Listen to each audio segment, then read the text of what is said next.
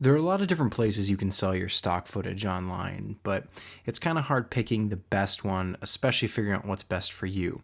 Now, I've tried a couple of the different services as being someone who's looking for stock footage to purchase and download and use in my own projects, but also as a contributor, somebody who's looking to sell my own work to other people.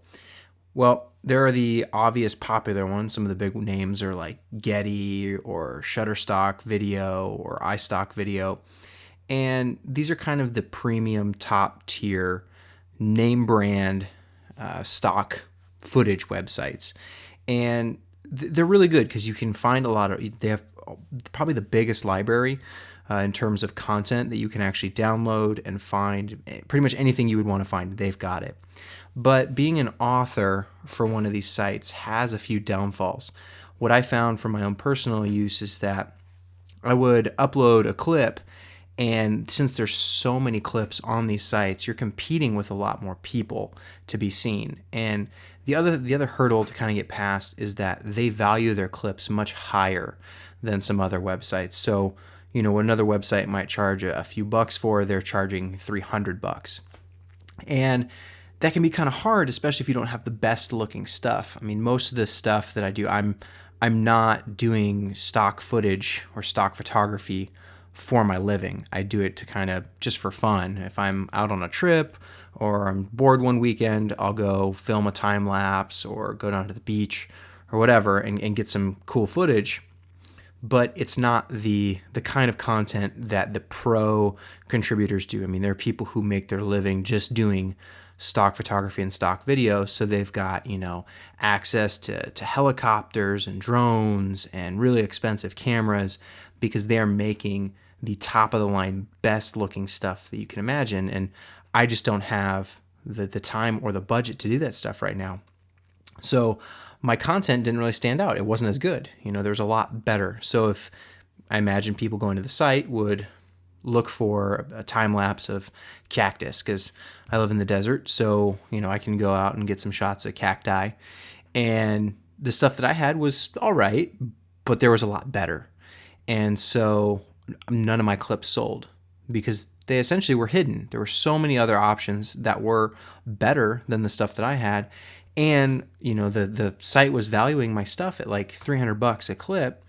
And even though that'd be nice if, one of them sold and I got a good chunk a good portion of that, most of these sites do a pretty fair split between what they take and what the author gets. But if a clip doesn't sell, you don't get anything.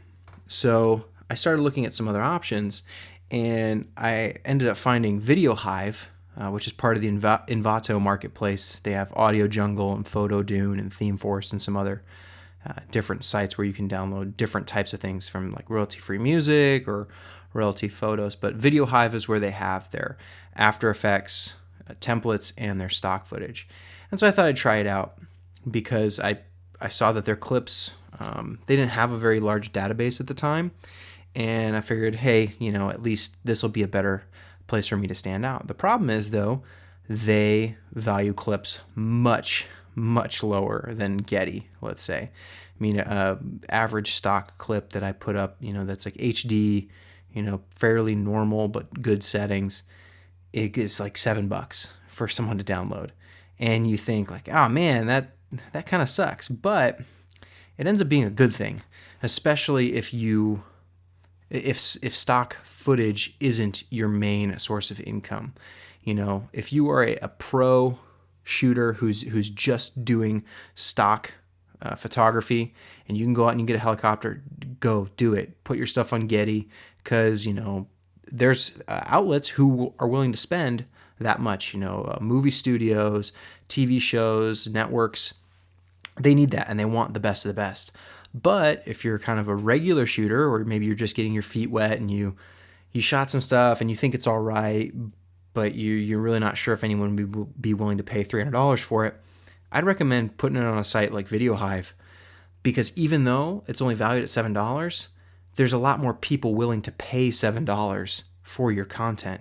And so what I found ended up happening was these clips that weren't even selling on the other websites, people saw them and was like, oh, well, shoot, for $7, yeah, I'll buy that shot of that cactus or that time lapse of those mountains and clouds.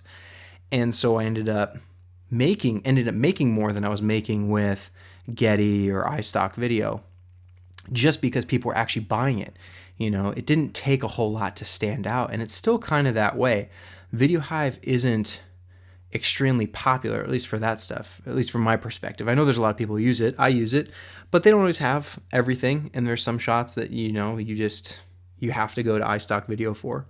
But if you're an author looking to contribute to one of these library databases, I'd really recommend checking it out, especially if you're worried that your footage isn't going to be, I was on Getty and iStock Video, you're competing with people who live in Hawaii and they're getting beautiful shots of like the islands or volcanoes, or, and these are aerial shots that like to actually get yourself, it would cost you quite a bit of an investment.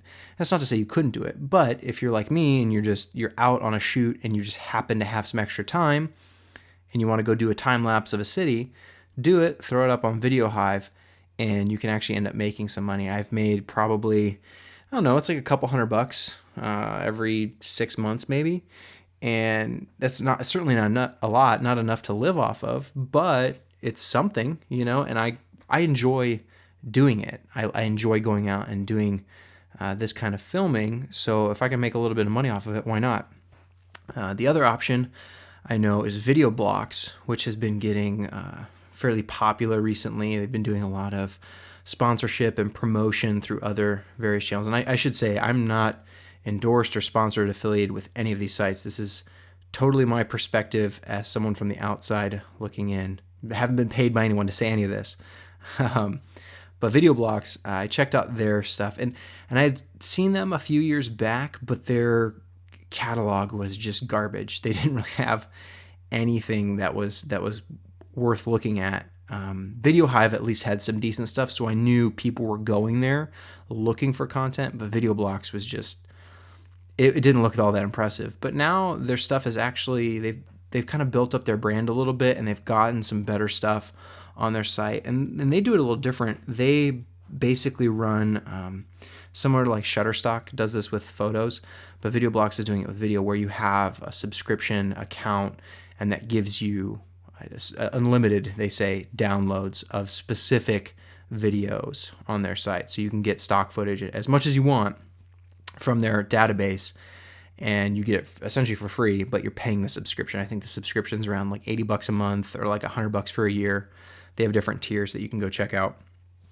But they also have an additional marketplace where you can buy per clip, and those clips aren't available in kind of the unlimited download section. So they kind of have the split in their market, which I don't know if I really like. I wish it was kind of just one or the other. But even their stock video, they value, when I was looking at some of the examples I saw, were around like $50 a clip. So I don't know how many people are going out of their way to do that.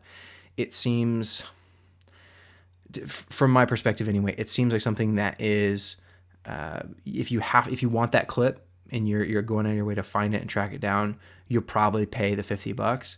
But I know that there have been people on VideoHive who, I guess I don't know, I wasn't there when they did it, but I imagine that they're looking at it and they're like, $7, whatever, I'll just buy it. It doesn't take a whole lot of commitment to the clip to buy it. It's such a low barrier, it's such a low price point. With VideoBlocks, it's getting a little bit more expensive, and people might have a little bit more friction when they're buying it, so there might not be as much downloads, on your particular clips. But they do say that if you some way they have a sign up, essentially, if I'm understanding this correctly, as an author, you have to pay to be an author, or at least that's one model they have, where you pay like $100 a year to be an author, but then they don't take any cut from the stuff that you post. So if someone buys it for $50, you get $50, that's really nice. I'm really glad they're doing it. It'd be nice if they didn't have the pay to enter author thing, but I understand why they do it. I mean, they're a company too, they have to make money. So it seems like kind of a win-win for them and for the contributors to their site. But again, I haven't used them specifically. I'm not a contributor to their site. I've only been using VideoHive just because that's what I'm the most comfortable with, and it's seen pretty good results for me. At least I'm fairly happy with how it's gone. I'd say it kind of really just depends on your type of shooting. If you are really going after the best of the best stuff, yeah, go be on a site that charges $300 a clip. And I imagine you're probably already doing that. But if you're like me and you're kind of wondering where you should put your stuff, you're probably at that lower tier. And not to say your stuff looks bad, it's just, there's a different caliber if you're going out in a helicopter tour in the Alps versus someone who's just filming the trees in their backyard. There's a little bit of difference. But if you're like that kind of person, try throwing your stuff up on VideoHive or check out VideoBlocks, see if it's worth it, and hopefully you can make some extra money off of filming stuff, because at the end of the day, that's the fun part. Go film, go shoot, and make a little bit of money.